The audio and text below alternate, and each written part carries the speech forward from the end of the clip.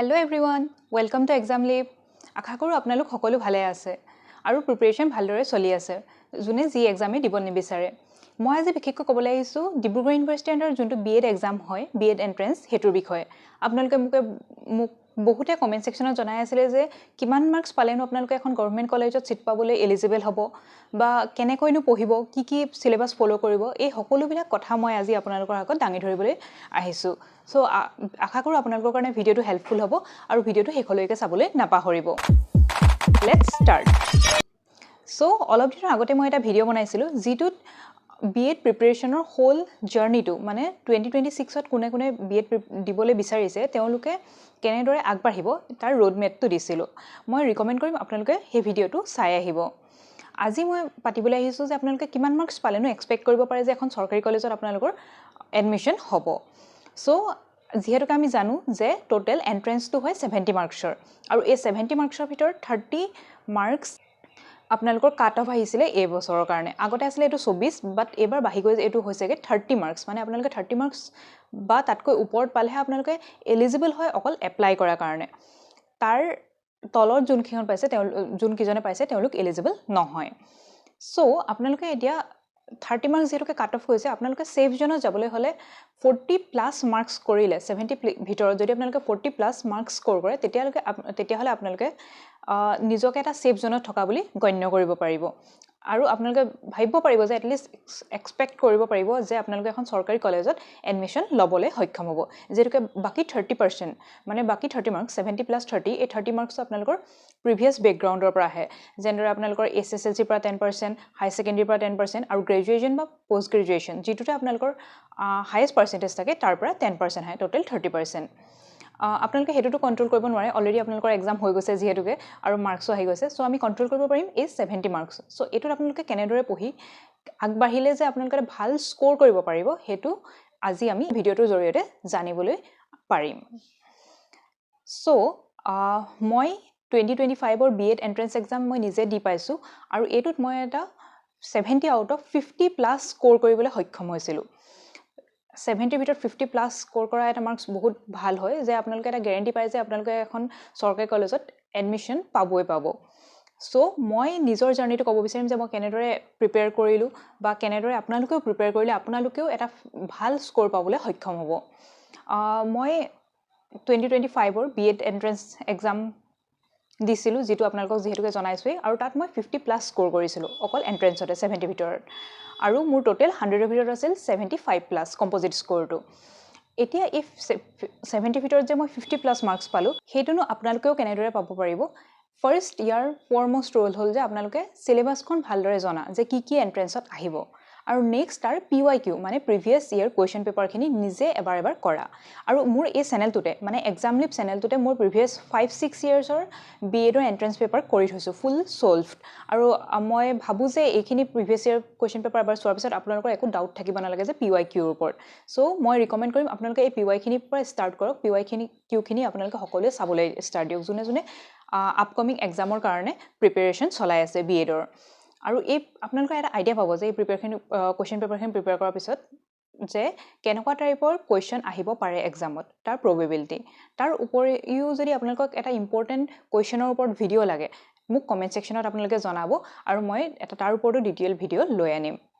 তাৰ পিছত আপোনালোকে সেই সিলেবাসখনৰ ওপৰত বেছ কৰি মানে কাৰেন্ট এফেয়াৰ্স হওক এপটিটিউড হওক সেইখিনিৰ এটা ডিটেইল প্ৰিপাৰেচন স্টাৰ্ট কৰি দিয়ক এতিয়াৰ পৰা যাতে আপোনালোকে বেলেগতকৈ আগবাঢ়ি থাকিব পাৰে আৰু আপোনালোকে যিমানে প্ৰিপাৰেচন কৰি যাব হিমানে আপোনালোকৰ একিউৰেচিটো বাঢ়ি যাব মানে বহুতৰ প্ৰবলেম হয় যোনসকল বিশেষকৈ আৰ্টছ বেকগ্ৰাউণ্ডৰ পৰা আহে সকলো কথা কোৱা নাই বাট কিছুমানৰ প্ৰবলেম হয় কি যে তেওঁলোকৰ যোনখিনি নিউমেৰিকেল কোৱেশ্চন আহে সেইখিনি তেওঁলোকৰ অলপ টাইম লাগে আৰু টাইম বেছিকৈ লগাৰ লগে লগে কি হৈ যায় নাম্বাৰ অফ কোৱেশ্চন এটেম্প কৰাৰ নাম্বাৰটো কমি যায় সো আপোনালোকে কি কৰিব যেতিয়াই পাৰে তেতিয়াই আপোনালোকে সেইখিনি প্ৰেক্টিছ কৰিবলৈ ষ্টাৰ্ট দি দিয়ক তাৰ লগে লগে আপোনালোকৰ কি হ'ব যে আপোনালোকৰ একিউৰেচিটো বাঢ়ি যাবলৈ ষ্টাৰ্ট দিব সো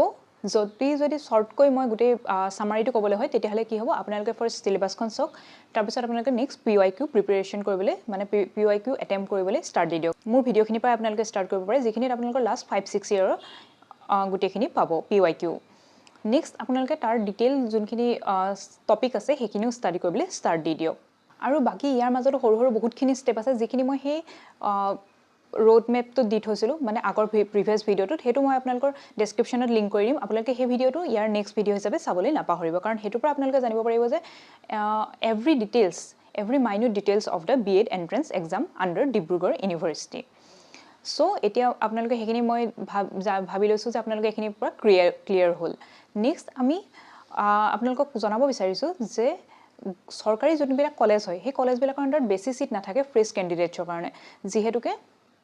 ডেপুটেড টিচাৰসকলেও চৰকাৰী কলেজৰ পৰাই BEd কৰিবলৈ পায় কিন্তু আপোনালোকৰ কাৰণে এটা সুখবৰ হৈছে কি প্ৰায়ে আজিকালি ডেপুটেড টিচাৰৰ সংখ্যা লাহে লাহে কমি আহিছে আৰু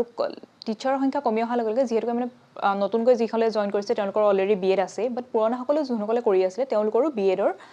কৰি অলমোষ্ট হৈ গৈছেগৈ চ' এতিয়া আপোনালোকৰ চৰকাৰী কলেজবিলাকত ফ্ৰেছ কেণ্ডিডেটৰ কাৰণে চিট কেপাচিটিটো বাঢ়ি যাবলৈ ষ্টাৰ্ট দিছে আৰু আপোনালোকে যিমানে বাঢ়ি যাবলৈ ষ্টাৰ্ট দিব তেতিয়া আপোনালোকে অলপ হেৰফেৰ হ'লেও নাম্বাৰৰ মানে কম বেছি হ'লেও আপোনালোকে পোৱাৰ চান্সটো বাঢ়ি গৈ থাকে কিন্তু এইটো মিন নকৰে যে আপোনালোকে কম মাৰ্কছ পায়ো চৰকাৰী কলেজ এখনত চিট পাব আপোনালোকে ডেফিনেটলি এটা ভাল স্ক'ৰ কৰিব লাগিব তেতিয়াহে আপোনালোকে এক্সপেক্ট কৰিব পাৰিব যে এখন চৰকাৰী কলেজত চিট পায় আৰু চৰকাৰী কলেজত পঢ়াৰ বহুতো সুবিধাও আছে যিহেতুকে আপোনালোকে যোনবিলাক চৰকাৰী আঁচনি মানে স্কলাৰশ্বিপবিলাকৰো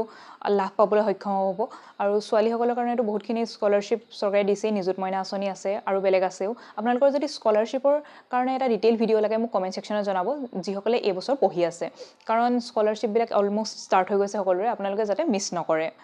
নেক্সট আপোনালোকৰ আৰু কি আহে যে আপোনালোকৰ যোনটো ফিজ ষ্ট্ৰাকচাৰটো প্ৰায় 1/4% হয় মানে এখন প্ৰাইভেট কলেজৰ আপোনাৰ 50-60+ হৈ যায় পাৰ ছেম বাট চৰকাৰী কলেজ এখনত বহুত লোৱেষ্ট থাকে পাৰ ছেম আপোনালোকে 10K বা কিছুমানতো পাৰ 2 বছৰৰ কাৰণে বা 30K মান হয়হে অকল আৰু আপোনালোকে সেই ফিজ ষ্ট্ৰাকচাৰটোৰ ওপৰতো যদি এটা ডিটেইল ভিডিঅ' লাগে মোক জনাব কাৰণ এই ভিডিঅ'টো মই ইমান দীঘল নকৰোঁ এই ভিডিঅ'টোত মই জাষ্ট ক'ব বিচাৰিছোঁ আপোনালোকে কেনেদৰে প্ৰিপেৰেশ্যন কৰিব চ' আপোনালোকে এতিয়াৰ পৰাই প্ৰিপেৰেশ্যন ষ্টাৰ্ট কৰি দিয়ক মই ৰিকমেণ্ড কৰিম আৰু এটা ভাল স্ক'ৰ কৰাটো ইমান একো টান কাম নহয় BEdত আপোনালোকে জাষ্ট এটা কনচিষ্টেঞ্চি মেইনটেইন কৰি পঢ়ি গ'লেই হ'ল আৰু কিবা যদি গাইডেঞ্চ লাগে মোক কমেণ্ট ছেকশ্যনত জনাব মই আপোনালোকক হেল্প কৰিবলৈ ট্ৰাই কৰিম বাট আপোনালোকে নিজৰ ফালৰ পৰা এফৰ্টছটো দিব লাগিব যে আপোনালোকে কুৱেশ্যন সদায় এটেম্প কৰে জেনেৰেল যোনখিনি নলেজ সেইখিনিৰ লগত আপোনালোকে আপডেটেড হৈ থাকে কিয়নো BEdৰ এটা ষ্টাইল আছে যে তেওঁলোকে বহুত কাৰেণ্ট এফেয়াৰ্ছৰ কুৱেশ্যন সোধে কাৰেণ্ট এফেয়াৰ্ছ মানে কি যিবিলাক এতিয়া বৰ্তমান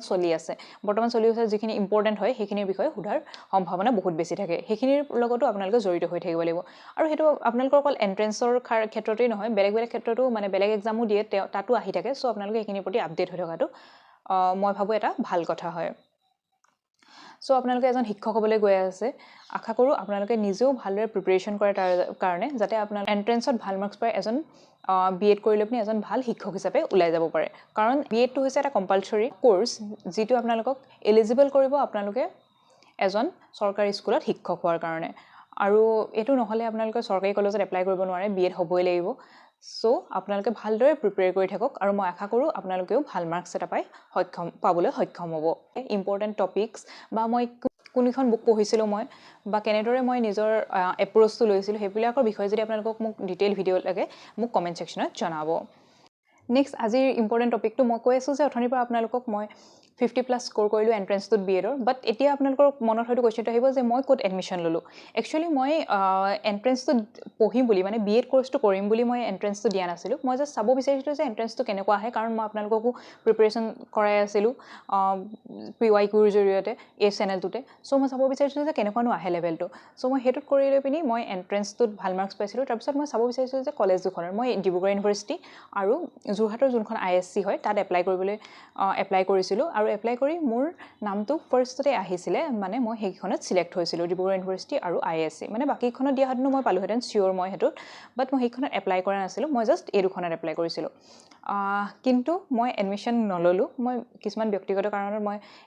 BEd কোৰ্চ কৰিম বুলি ভবা নাই এইটো নহয় যে BEd কোৰ্চটো কিবা বেয়া বা BEd কোৰ্চৰ লগত কিবা আছে জাষ্ট মই BEd কোৰ্চ কৰিম বুলি বৰ্তমান ভবা নাছিলোঁ মই জাষ্ট এটেম্প কৰি চাব বিচাৰিছিলোঁ আৰু কেনেকুৱানো আহে ৰিজাল্ট সেইটোৰ বিষয়ে মই জানিব বিচাৰিছিলোঁ চ' মই BEdটো